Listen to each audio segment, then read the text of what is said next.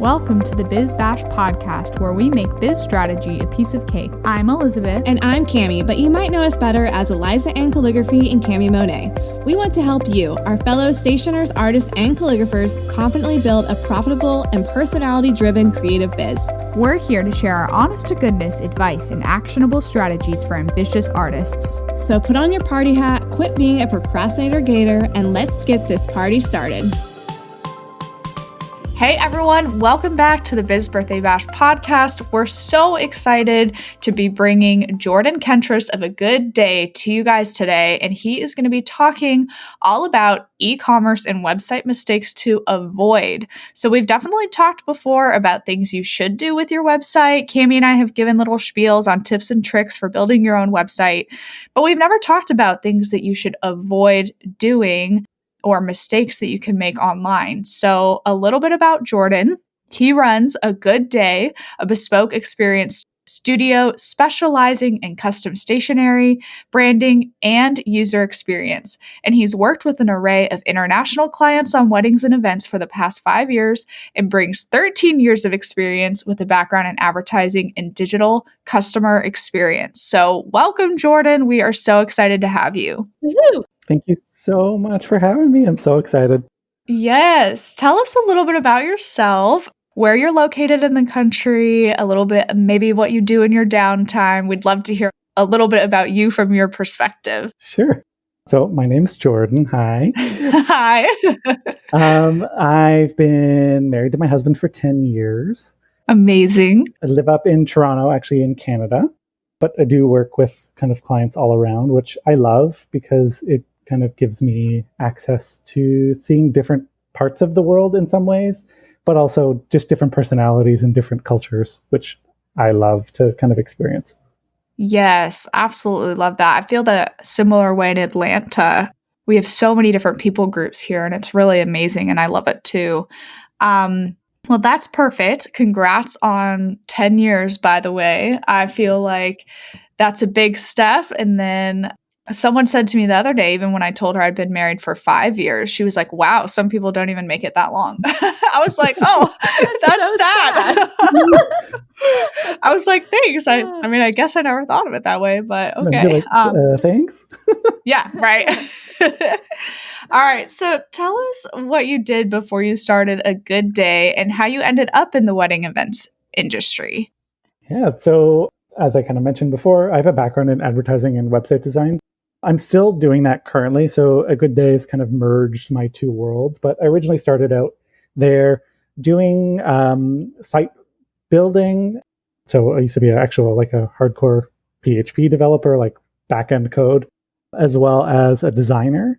And then I kind of moved into user experience, which happened fairly quickly in my career, but it was like the best decision that I ever made because it really allowed me to understand what clicks in people, why people make decisions, how to understand usability on a website, how to understand accessibility on a website, and really about like when you're working in your business, trying to think about what your consumer and end user is trying to do at any point in their journey and your content trying to meet those needs. So for me, it's given me a much deeper understanding of marketing in my own business, but also how to structure content and how to tackle conversations with clients in ways that aren't coming from my perspective and trying to put myself in their shoes all the time.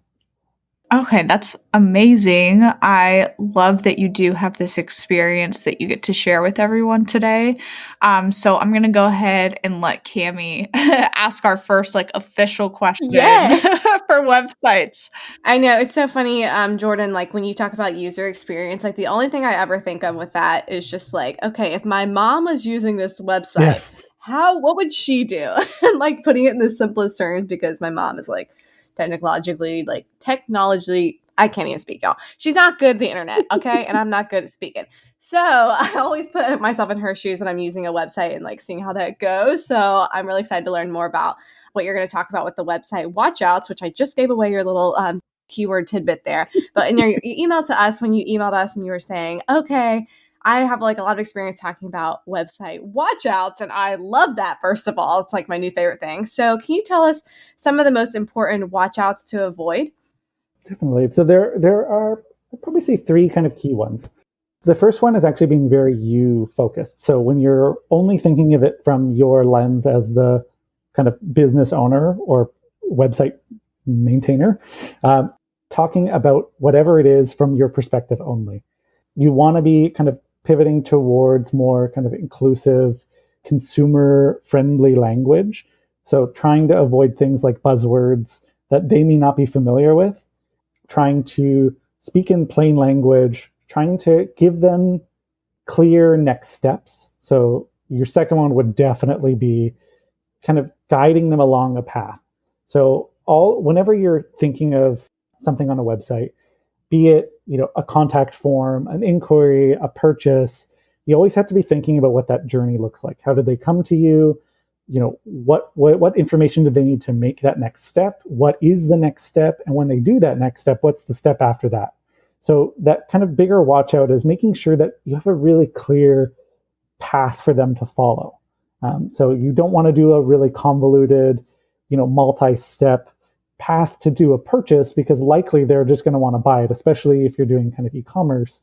You want the clearest path to purchase. They want to be able to see it. They want to be able to add it to a cart. They want to know how much shipping costs. They want to know all the features of the product. But then when they get it, like if it's a digital product, what are the next steps? When are they going to get it? How soon is that turnaround time? What are they getting? What aren't they getting? All those really clear expectations being set up front can really help that kind of conversion and value from a consumer perspective. And I would definitely say the third one is really thinking through what your products are to meet their needs. I know it's a really kind of ambiguous topic, but a lot of times as businesses, we think that we're creating a product. A lot of times we create a product because we found a need in the market that was a gap and we wanted to kind of fill it. But sometimes we kind of go down such a path that we don't really make sure that that need is addressed on a broader level. So we're like, I needed a widget. And so I'm assuming, 10,000 other people need widgets. But, maybe they're looking for a light bulb and not a widget. So then you have to figure out how to make sure that your product meets those needs. And part of that comes through marketing, but the other part of it is understanding that consumer need and making sure that your product can address some of those needs. Yeah, I love that. So just going up further along that thought of how to find that product that addresses your consumers' needs, what are some practical tips that we could take to actually take the path on ourselves from a widget to a light bulb? Just to define that a little more. Definitely. So over the years, I've become a really big advocate on essentially consumer research. So taking your product and actually putting in front of people who are your ideal client. And it's not necessarily like them buying it and them asking. It's you going out and finding them and saying, hey, I want to run this by you. I want you to test this out for me. And then tell me if this meets the need that you're trying to solve. So a lot of the times when we do research, we tend to ask people who are not in that mindset to then switch into that mindset and do it. And a lot of the times when you do that, you're going to get what I would probably say is like a false positive. Like you're going to get an answer that they think that they would do, but may not be the answer that they're doing. So you really want to be talking to, for example, if I'm designing a new line of wedding invitations from a semi-custom suite, I may want to talk to some of my prospective couples who do semi-custom invitations to see if the suites that I'm working on are meeting the styles that they are kind of looking for and what my packages might be in that. So rather than say, I'm going to come out and launch 12 semi-custom suites, and in them is going to be an invitation and an RSVP, a menu, blah, blah, blah, blah, blah, whatever. But from a couple's perspective, they may not want all that. And whenever I offer that, they may be deterred by that because they're like, I don't need all that. I don't want to pay for all that. But you've only presented me this big package. Whereas, maybe they want a la carte, or maybe they only want an invitation. So those are the conversations you can glean out of talking to people who are directly doing that behavior, rather than, let's say you're talking to a wedding planner friend to say, hey, I'm thinking of launching semi-custom suites. I want to launch all of this stuff. They may be like, yeah, my couples are looking for semi-custom suites. So you may go down a path, but it may not be the exact thing that your clients are looking for. So that's what I mean, where you're thinking of when you ask someone who can put themselves in the shoes, you may not get the exact answer from a consumer perspective. You'll get an answer and it may guide you down a path, but you always want to be validating your kind of products and your offerings and services with people who are actively doing it at the time that they're doing it. That's perfect. I'm glad that you clarified about that a little bit. And it actually leads into kind of something I was going to comment about, was that you had mentioned like an important watch out was being very you focused. And what I've noticed, you said like using lingo, that clients or people visiting the site or leads might not understand. I think this happens in the wedding industry a lot. Like, I think we throw out a lot of very fancy terms and we tend to like over explain things. So I have seen websites for stationers where it's paragraphs and paragraphs and paragraphs of text because they've like written out the entire process, or they've written out all this complex stuff about the suite and the type of paper. But a lot of times, like, people don't even want that. That's not what they're looking for. They want to find it easily. So what's the biggest recommendation to make it super easy on a website for someone to find what they want? I would say scannability. When you're thinking of content, for it to be scannable is a really key thing, because people are, and I'm going to be really frank here, people are lazy. They don't want to read a lot. They will read a lot when they're interested and like actively engaged. And there are some people who are like hardcore researchers, but you should always design your content in your website for kind of the lowest common denominator. So what can someone do as what I call like a drive-by? Like, they're going to come to your homepage, they're going to give you 5 seconds to see or hear or be directed towards something that they're looking for. They have a vision in their mind. You need to be able to show them that you can do that, or that you're capable of doing that. And then when you're talking to them, you need to be able to hit them up with like really quick points as to why you can provide value, what you can offer, what would be important to them in that list. Again, that research does help a lot of these conversations. And I know for people who are starting out, it's really kind of daunting to be like, well, where do I find clients to talk to? That may be, talk to some of your friends who are recently getting married, talk to some of the many wedding forums that we're part of. There's Facebook groups for brides who are getting married. Just put out a question. You don't have to ask them for a sale, and don't position it that that's that case. You're actually looking to improve your product and become a better service provider. Those kind of things, people are willing to help as long as they feel like they're not going to be sold to, and don't view this as a selling opportunity. Yeah, there's so much to think about with websites. And trust me. I think I know that our audience gets super overwhelmed kind of even with the idea of starting one. People can get really caught up. Do you mind sharing how you, like, what platform you use to build your website? Or is there a platform you would recommend for people who are just starting out? For me, it really depends on what you're trying to accomplish with your business. So I have my current site, which is e-commerce, because I have quite a bit of retail on there. Is built on Shopify.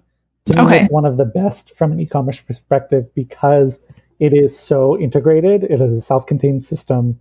It does payment processing. It helps you with fulfillment, potentially. Like, as you scale, there's a lot of different add-ons on there. But there are also other options when it comes to e-commerce. There's kind of Squarespace, where that is a lot better at content and e-commerce. Shopify is great for e-com, not so great for content. So I would put a really big caveat on that. Like, if you want to do a lot of blogging or have some really content-rich pages, Shopify, I find, is not the most accessible to non-developers. You have to either pay a lot for plugins that can do some of that stuff, so then you're really augmenting the system to do what it wasn't necessarily its core focus, or you do something like Squarespace, or then there's WordPress, which a lot of people are familiar with. To me, WordPress is fabulous from a kind of scalability perspective. There are so many plugins out there. It is overwhelming, and there are quite a few options that you can go with. But from a bare bones perspective, it gives you something that you can edit out of the box. It's free in a lot of cases, or you can get relatively inexpensive hosting and just stand up a WordPress site and just put some content out there. For me, it does, again, depend on what you're kind of going for. There are other platforms like Wix. I'm trying not to overwhelm too much.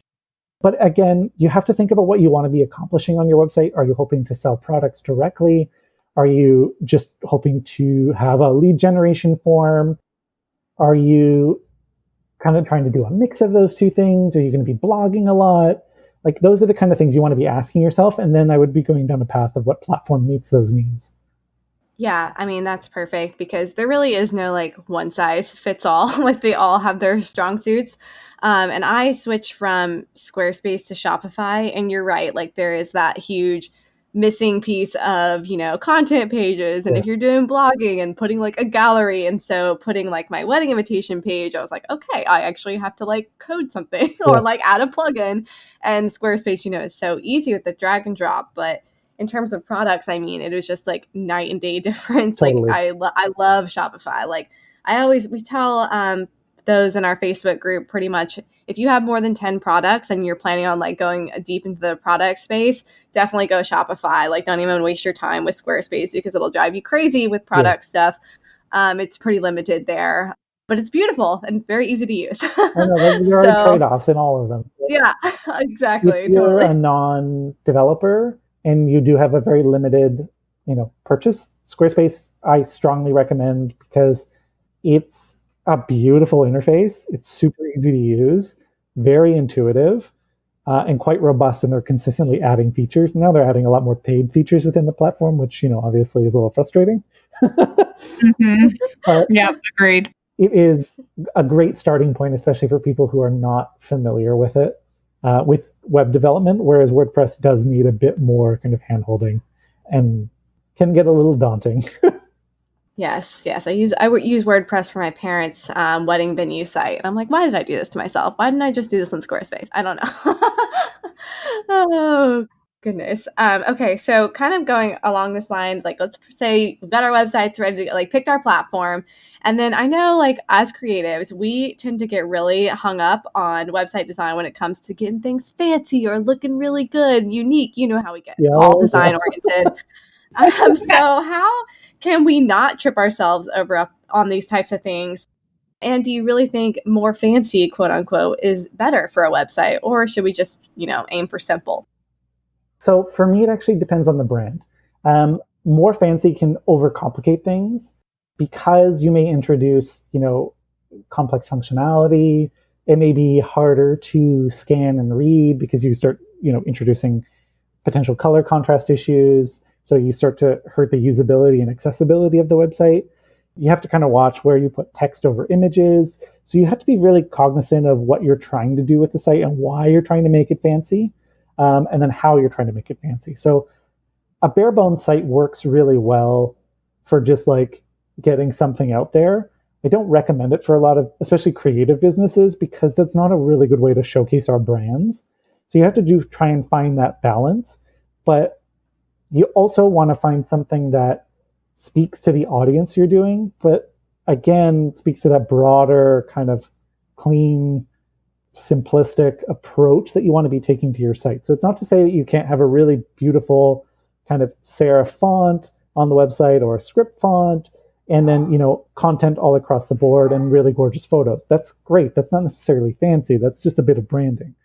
Whereas you can get fancy with, full video backgrounds and interactive pages that kind of click between pages, or a long scrolling page where it's really hard to understand where you are on the page because, some of the websites that take over the browser and you don't really have a scroll bar and you just have little dots on the side and you're like scrolling, but you're not really scrolling. Like that, it's very frustrating for some people, especially when they're trying to just find content really easily.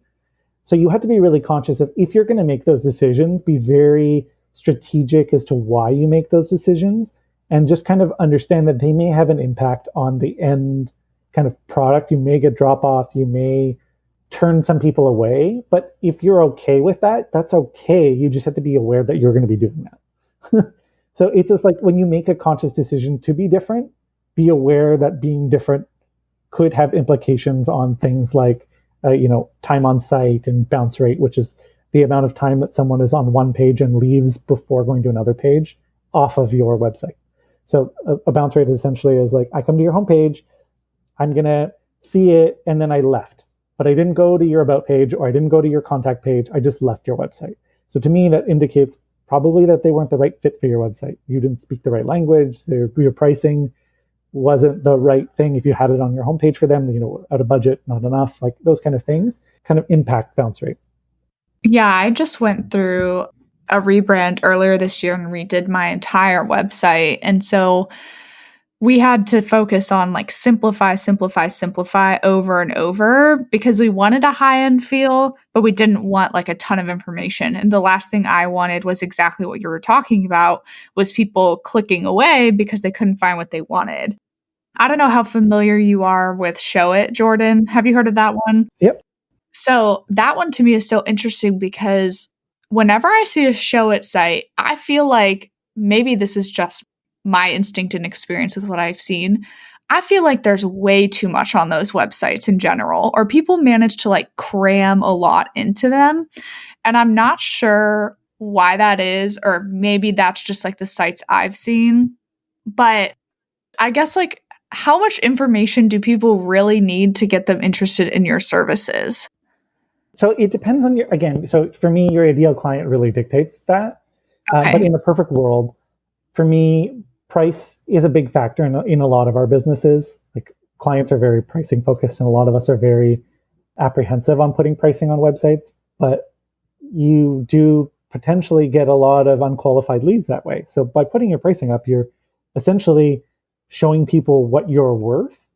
And it can be broad. It doesn't have to be like my wedding invitations are exactly $42, but they may range between $25 and $50.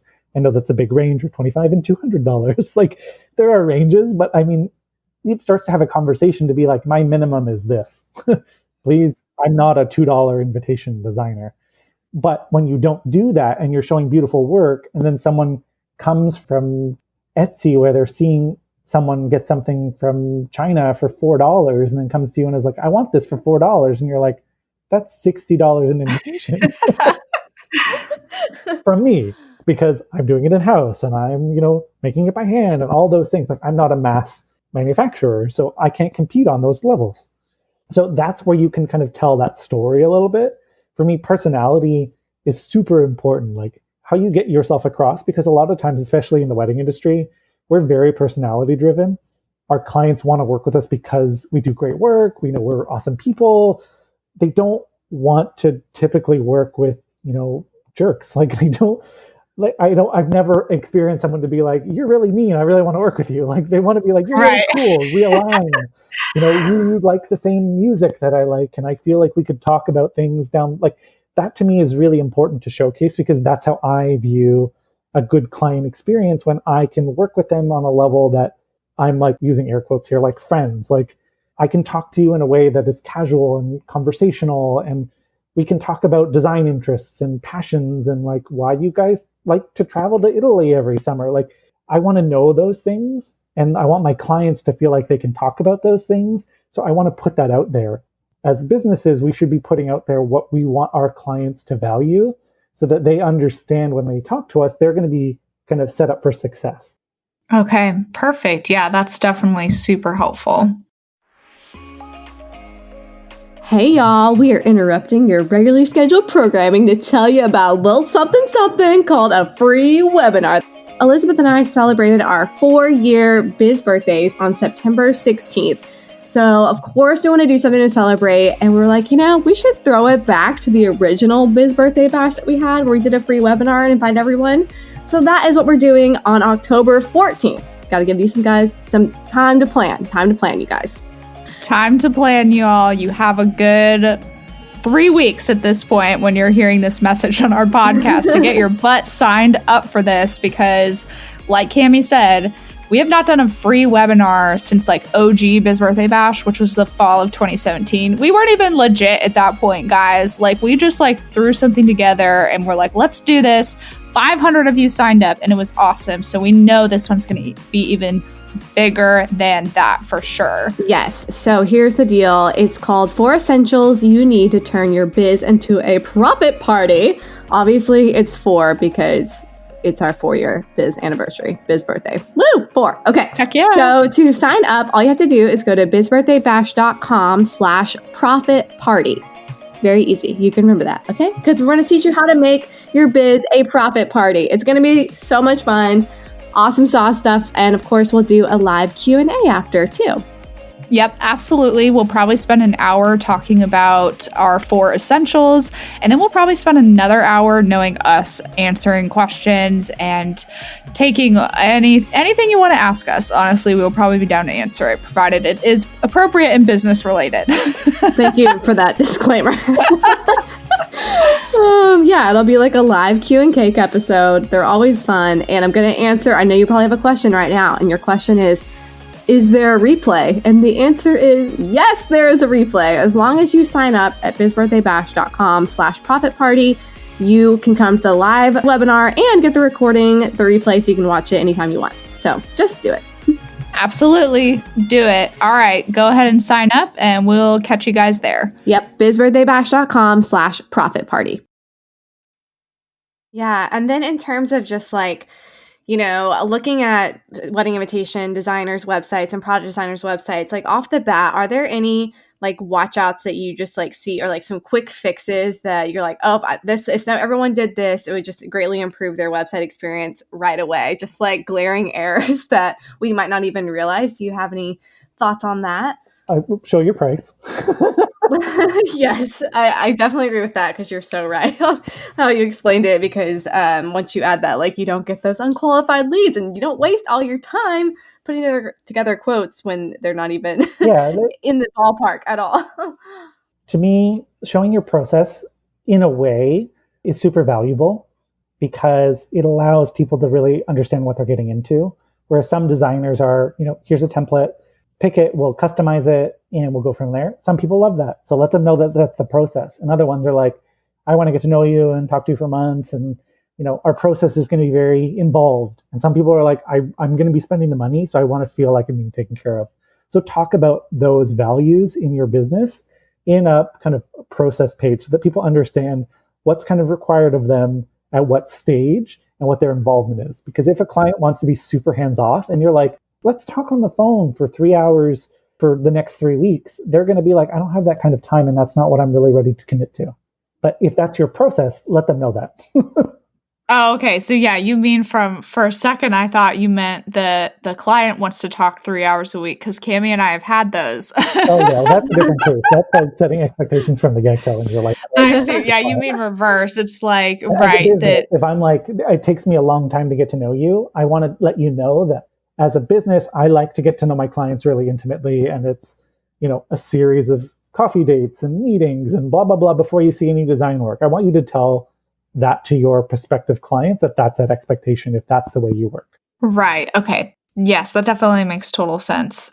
Perfect. And then if you're selling online, make sure they can buy things easily. Yes, absolutely. Yeah, along those lines of like telling the story, your process story, that is something I think we often overlook too, because that really can be a huge differentiator with your own business. Because yeah, you might be producing similar work or similar feel as, another stationer, but maybe your processes are totally different. And so you become a better fit for, potential client by just explaining, hey, I'm going to do everything for you. Like, I only need one phone call, and the other one, like you said, I'm going to have 10 coffee dates. And so having that as a differentiator might be a really cool selling point as well that we, might not even think about. So I like that. So moving forward a little bit, what are some e-commerce strategies that people should be using for their website right now? So design for conversion. That would be your kind of main aspect, especially in e-commerce. Clear buy now buttons. If it's a customization step that happens after that, can you do it online? So in a case where we do digital invitations, is there an intake form that can happen right after purchase? So then they can kind of feel like the next step is happening. Being really clear from the get-go what it is. So if they're going to buy online, be really clear that that's the expectation. Or if it's place a deposit and that's how you get started to work with me, explain what that is, why that is, and how they go about doing that, and then make sure that it's really easy for them to do that. So for me, it's really thinking about like, what are we trying to drive as the end result, and how do we bridge all those steps to get there? Perfect. And you had mentioned something on your notes about A/B testing. Yes, that's my next one. Oh, okay. So A/B testing is in the case of, you essentially can take two of the same page and alter one thing on it. So there are certain platforms that do it. Shopify does have some plugins that do A/B testing. They're paid, but if this is something you really want to kind of improve from a conversion standpoint, especially where you're selling quite a bit of product on your website, it's something to look into down the road.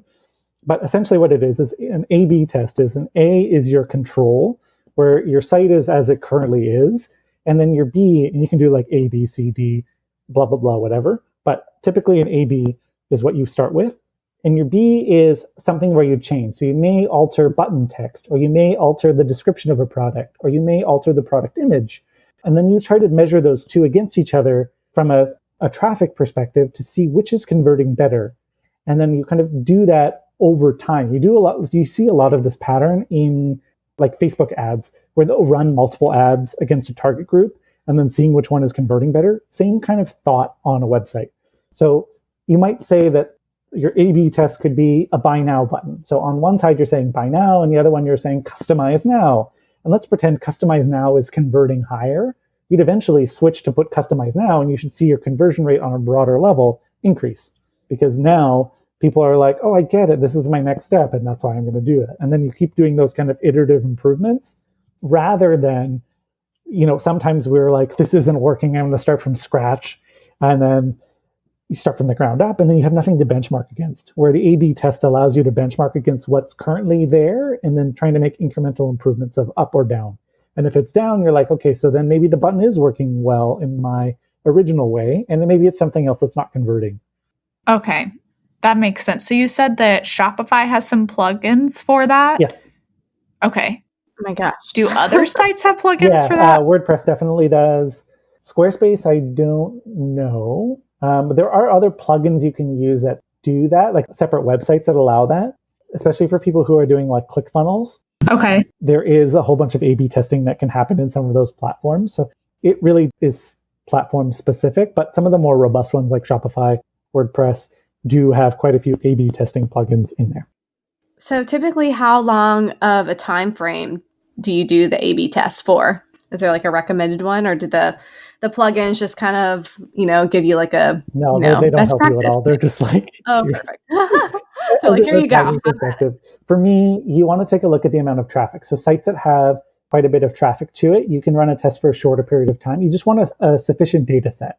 I mean, you can be impatient and say, I'm going to run it for a week, and if you get 10 hits and then you determine those things, then okay, but it's not necessarily an informed decision, where if you can get 100 or 1,000 bits of traffic to both of those things, then you can start to make more informed decisions that 1,000 people did convert here and didn't convert over there.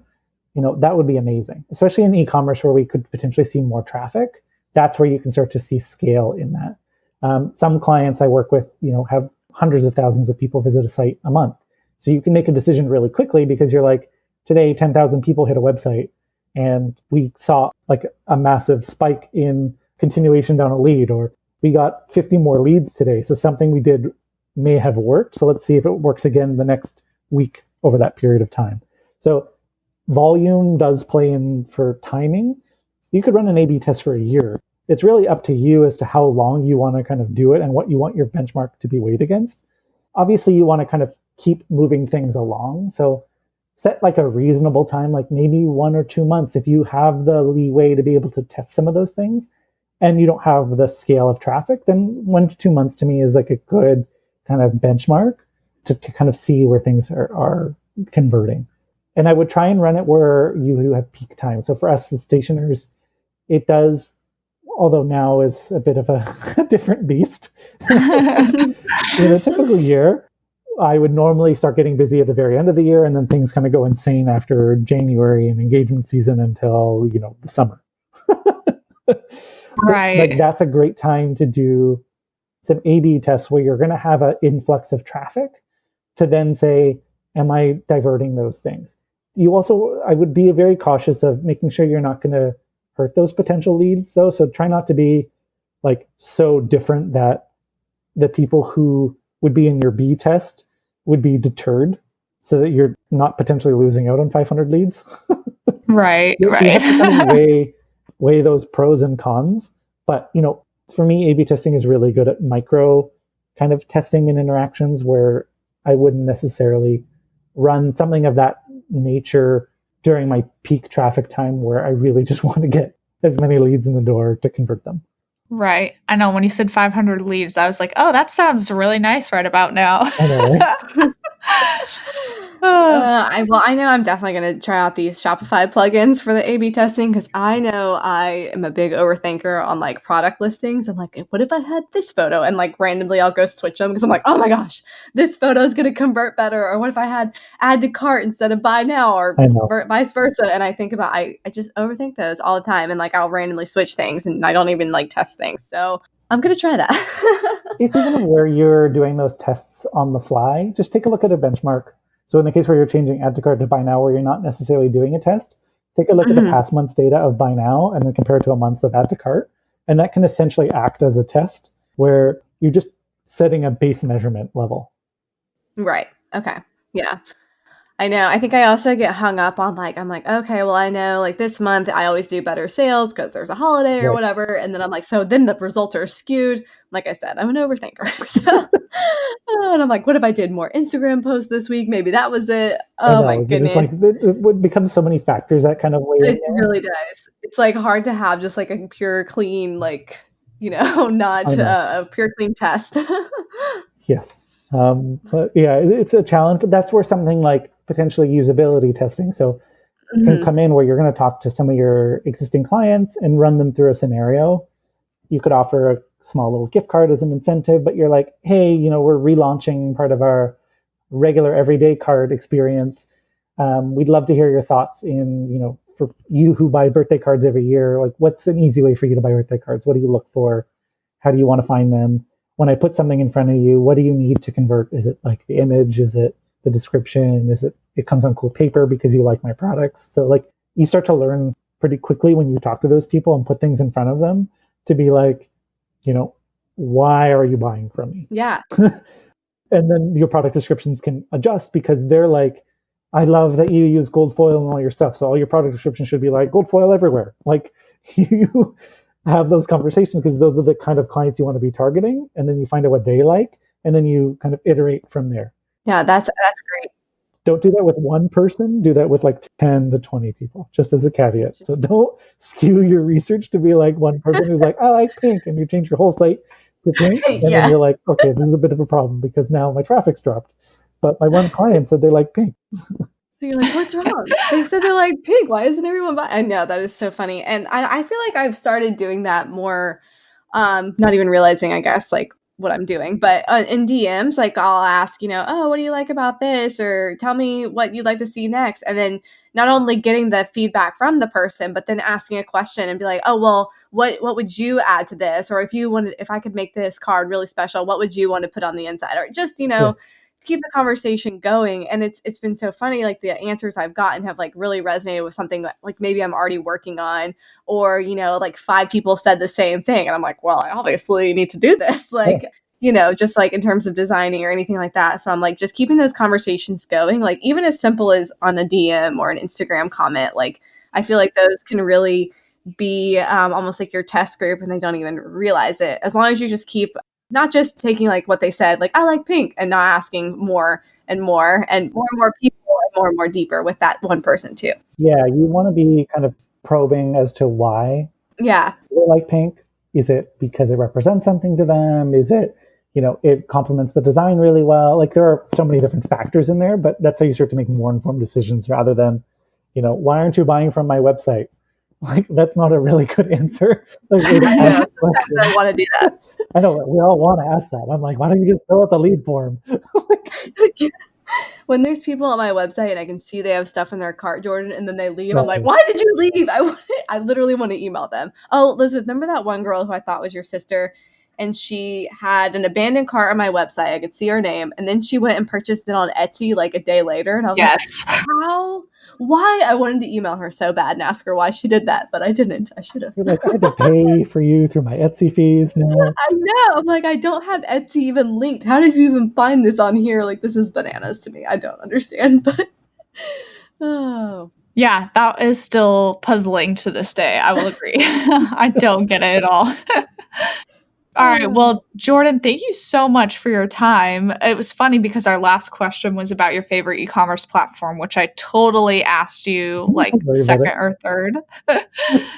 But it sounds like you use Shopify, your husband uses Squarespace, and it's just all for personal needs, which is something that Cami and I have kind of emphasized before.